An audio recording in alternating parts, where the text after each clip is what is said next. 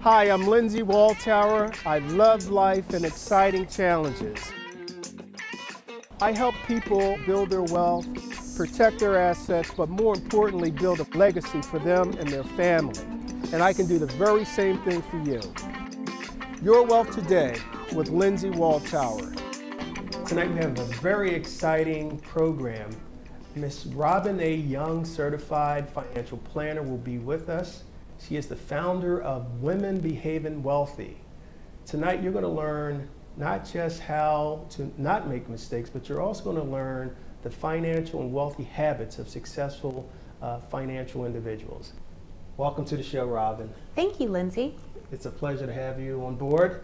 And Your Wealth Today has been working diligently to get this very exciting and innovative financial planner on the show. We are so happy she agreed to be on to help you, the audience, with your financial planning. I'm happy to be here.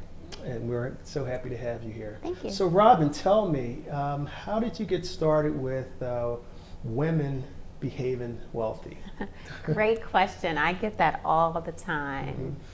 As a financial advisor, I manage nearly $1 billion for over 500 millionaires. Yeah. Interestingly, most of my clients were men. Right. And over my 12-year tenure, I realized that the reasons for the differential in the wealth between men and women boiled down to two factors: financial knowledge and action.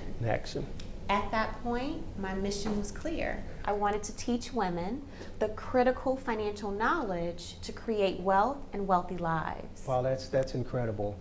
And out of that has sprung a program that's really empowering women to take more control over their financial planning efforts, right? Yes, I offer a Purse Strings Academy. Okay. It's a money school. And the goal is to help women make decisions, give them the information, and then help them make the decisions. So think about it, I tease people and say, think about it as paint by numbers for finance. Wow. So it's a step-by-step guide, and it's structured based on the questions that you have in your life. Should I refinance? How do I balance college planning with retirement planning? How do I choose a financial advisor that I can trust? Absolutely. How do I choose a mutual fund? And we walk through a very simple step-by-step process, and it's customized for each individual, and I do that for my clients according to their financial savviness. What are some of the challenges that you find women are facing as it relates to them really improving their financial planning as well as building wealth? Yes. Yeah. Because I've been in this industry for nearly 13 years, I have interacted with both investors and management, financial services, the teams, and interestingly enough, it's very male oriented and male dominated and male focused. So oftentimes women's needs are not being met, and women's approach. Women and men can be different in how they approach finances. Not all men and not all women, but mostly. Sure. And so what I've tried to do is incorporate what women like. Women love relationships, women love education, women love partnerships. And I have taken very gender neutral principles, because wealth is for men and women, and put it into a package that's just female friendly. So let's do this, ladies and gentlemen out there. Grab your piece of paper and pen. Ladies, grab your purses. Yes. Gentlemen, grab your ladies, your grandmothers, your aunties, your sisters. And what we're going to do now is we're going to peek into your purse. Yes, we are. 7 questions that we want you to answer for yourselves and to determine if you are a woman behaving wealthy. Yes. Okay. Yes. So question number 1, how many different credit cards do you have in your wallet? Yes. And Robin's going to answer those questions. Yes. So look inside of your wallet right now, and determine, do you have one credit card or more than one credit card? If you have one, give yourself 1 point. If you have more than one, so if you have 2 or more, give yourself 0 points. There are no wrong or right answers here. We're just helping to determine if you have the characteristics of a woman behaving wealthy. That is correct. Okay. So just determine if you get 1 point or 0 points here. This question is really about your spending. So we can determine later what this means, and we'll talk about it. But for right now, give yourself a 1 or a 0. Great. And question number 2 is, what is the value of your purse and its contents? What's the value of your purse and its contents? Yes. So ladies, I want you to think about, how much did you pay for your purse? How much did you pay for your wallet? How much did you pay for your cosmetics? How much did you pay for any item inside of your purse, including the actual purse? So go ahead and add that up now. And the question is really asking, have you invested that aggregate amount? So whatever the total value was, did you invest that amount last month? If the answer is yes, give yourself 1 point. If the answer is no, give yourself 0 points. That's very, very good. Okay, we're going to move at a pace where everyone can stay with us now, okay? Question number 3. Yes. Is your cash organized in denominations facing the same way? So let me repeat. Is your cash organized in denominations and facing the same way? So when you think about the 1s, the 5s, the 10s, the 20s, and for some people, 50s and 100s, do you have them all categorized together? So all of the 1s are together and so forth?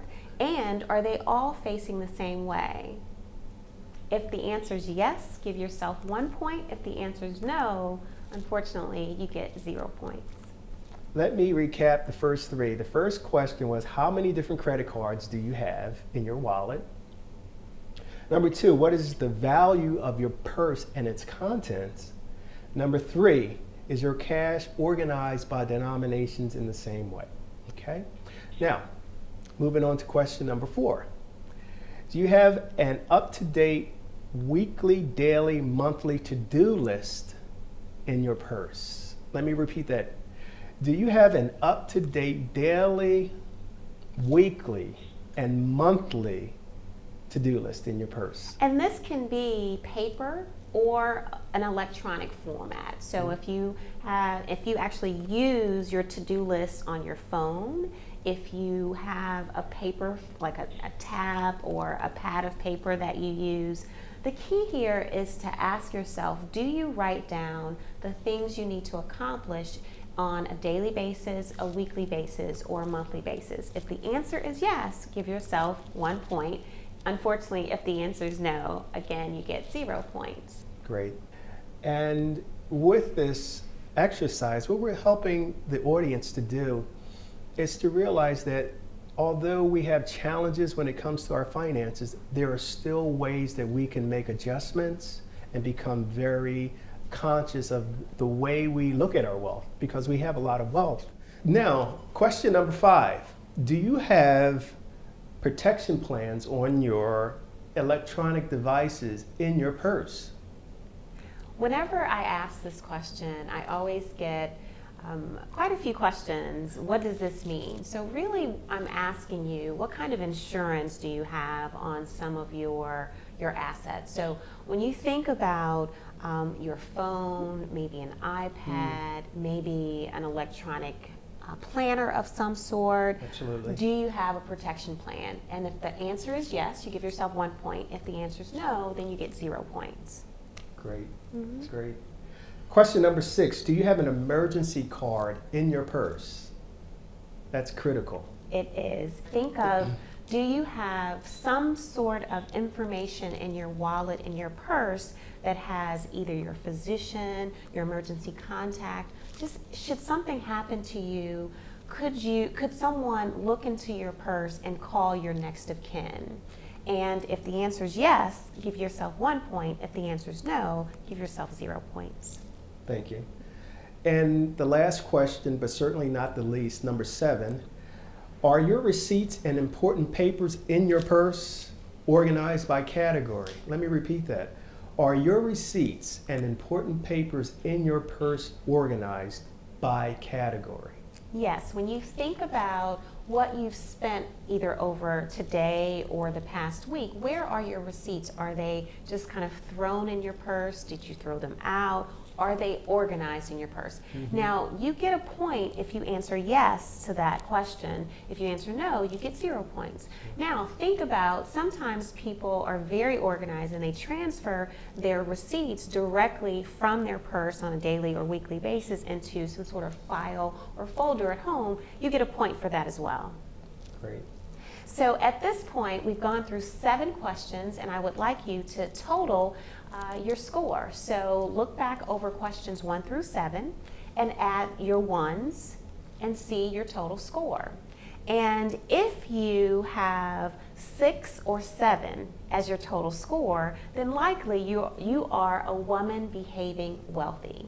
If you have a 3, a 4, or a 5, then you have some good habits. There are areas of your financial life that need work. We'll talk about that in a moment. Now, if you have a 1, 2, or a 3, we definitely need to work with you now. But that's why we're here, because we can change your financial situation pretty quickly. We just need to give you the information and the action steps to do so. Absolutely, absolutely. And with that, we will kind of recap the answers of the quiz. And question number 1, how many different credit cards do you have in your wallet? The reason I asked that question is because I really want to understand the spending habits of my clients. And you cannot build wealth. Let me repeat, you cannot build wealth if you're spending more than you earn. So that's usually the very first step that we want to work on. So if you gave yourself a 1, then congratulations. That likely means that you're spending in line with your income. Sure. If you didn't get a 1, that means that you're likely overspending, which means that you are derailing your journey to wealth. Yeah, absolutely. That's critical. It is. Foundational. Great. So we're at question number 2. What is the value of your purse and its content? Oh boy, Robin. Yes. This question is about your investment and your investment planning. Have you started to save your income for part of your income for tomorrow? And this is my favorite question, because a lot of people have the erroneous belief that you get to only work and save. That's absolutely not the case. You should enjoy your life. You should shop if you want to shop. You should vacation if you want to vacation. Absolutely. If you are spending a certain amount on clothes, just think to yourself, have I spent that exact same amount or saved that exact same amount? Absolutely. And if you can answer yes, you're likely on track. It's about balance. You know, having some for today and saving some for tomorrow. Yes.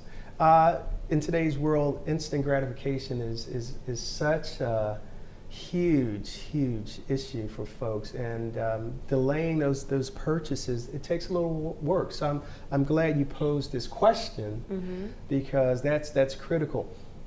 For example, if you're spending $5 a day at your neighborhood cafe on your favorite beverage, that's $25 to maybe $35 a week. You times that times 4 times 12, that's a significant amount on your budget. It is. So that's critical to look at. It is, things. And I tell people that really enjoy that experience to continue to do it. But there may be another area of your life that you can cut back on that wouldn't really change your lifestyle, or wouldn't really change your quality of life. And that's where you make the changes to decrease your expenses. Right. But also, So in other words, if that's important to you, continue to do it. Absolutely. But you have to look at other areas of your right. plan to compensate for that. So you're choosing your more passionate desires over the less desirable ones in your life. Pleasure-based spending. That's the key. I read your book. But I also wanted to share with your audience that I think of instant gratification. I think of saving as instant gratification. Wow. Let me tell you a couple of benefits of having savings. You have a lot more freedom and power. Imagine if you're unhappy in your current position and you had a sound emergency fund, you have maxed out your 401k, and then you have additional savings in a taxable account. Imagine how free you would feel to make a different decision. That's instant. So I would just say expand that idea of instant gratification and think about it not just as more tangible items, so the coffee, the shirt, the shoes, but also think about it as, you know, the freedom. Absolutely. Great. That's awesome. Hi, I'm Lindsay Waltower. I love life and exciting challenges. I'm a wealth manager. I help people build their wealth, protect their assets, but more importantly, build a legacy for them and their family. And I can do the very same thing for you. I'm going to help you on the journey to financial freedom. Your Wealth Today with Lindsay Waltower.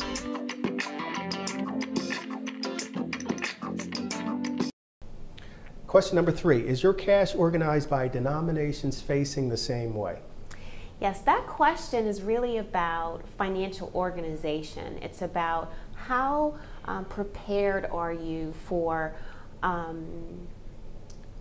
are you looking at your financial statements on a regular basis? Do you know what you're spending in certain areas? It's really an awareness. And one of the main secrets that I've learned from my millionaire clients is that money awareness is so important. I can't Can you tell repeat you, that? Absolutely. Money awareness is so important. I can't tell you how many millionaires would call me because they would see an extra $7 or $8 or $9 or $10 charge on their statement. They would call me. Can you imagine what percentage of their wealth $7 amounts to? I mean, exactly, very, very small. But they just had a keen awareness of where their money was, where it was going, and likely it was a necessary charge, so it wasn't that. It was just that they knew almost every penny that was spent. And if you can worry about $10 and you're a millionaire, then, you know, people that haven't necessarily achieved financial freedom, you may want to think about how can I become more aware of my money? Absolutely. That's why they're successful and wealthy. That is one of the reasons. Yes, that is correct. One of the critical reasons. Yes. Well, number 4, do you have an up-to-date daily, weekly, and monthly to-do list in your purse? We're going to get the answers. Yes, that is an interesting question because people often say, well, what does that have to do with building wealth and behaving wealthy? It has a lot to do with your wealth behaviors because this question is about goal planning. Yes. Do you know what you're trying to achieve in the next 12 months, in the next 5 years, for retirement? Because you are more likely to achieve your goals if you write those goals down. We know that, and that's whatever the goal is. If it's a weight loss goal, if it's a financial goal, it doesn't really matter. It's just writing them down significantly increases the likelihood of actually achieving it. So since the financial piece is so important, we want to increase the likelihood of achieving financial independence. So this question is about where do you want to be in a year, 5 years, or 10, 15, or 20 years, and write that down. Excellent. Number 5, do you have protection plans on your devices in your purse? And we'll get the genesis behind that, the answer to that one as well. Yes, the number 5 is about insurance planning. Are you protecting your assets? Now, when you think about your assets, there are different types of assets. Your income, your life, your loved ones, your property, and are you protecting those? Because when you think about the hard work that goes into actually creating wealth. Wow, yes. And when you think about building those assets, yes. and just your income, your loved ones, your life, yeah. why not protect those? And if you received a 1, then congratulations, because this is a very important aspect of wealth creation. Absolutely. And you know this with, you know, just the estate planning, your expertise of managing, you know, what you accumulate and how to protect that. So that question really is in line with your expertise. Absolutely, because it's critical that we address those needs of protecting, not just accumulating, because you know, we can lose so much of our wealth through erosion.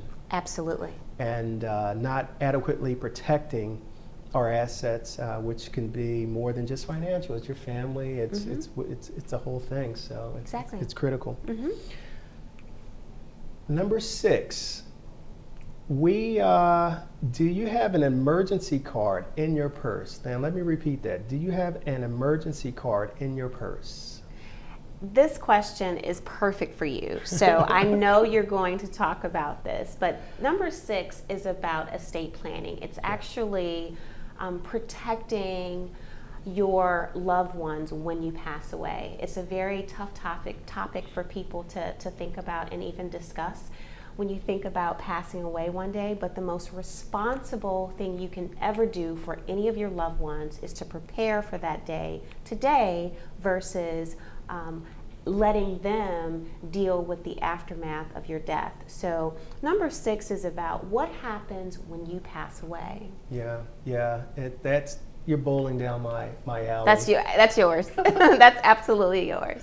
And it's critical that not just women, but you know, families in general have an adequate estate plan in place, and that's true. You know, it's a difficult topic. People always want to put that inevitable conversation off until absolutely necessary. But if you're really true to yourself and you really want to accomplish stuff and build a legacy, leave an enduring legacy, estate planning is critical. And it's so important to your point, it's very important for everyone to do estate planning. But I always urge my female clients to really take a look at this, because when you think about life expectancy, so the average woman is going to live longer than her spouse. Just on average. Maybe that doesn't happen, but on average it does. Given that and those statistics, are you prepared for your spouse to pass away? What would happen to you if your spouse passed away? And I ask this question because a lot of women give away their financial lives to the men in their financial decisions to the men in their lives.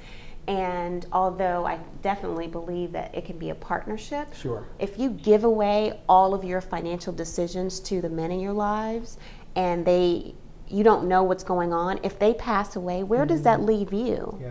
She's at a disadvantage.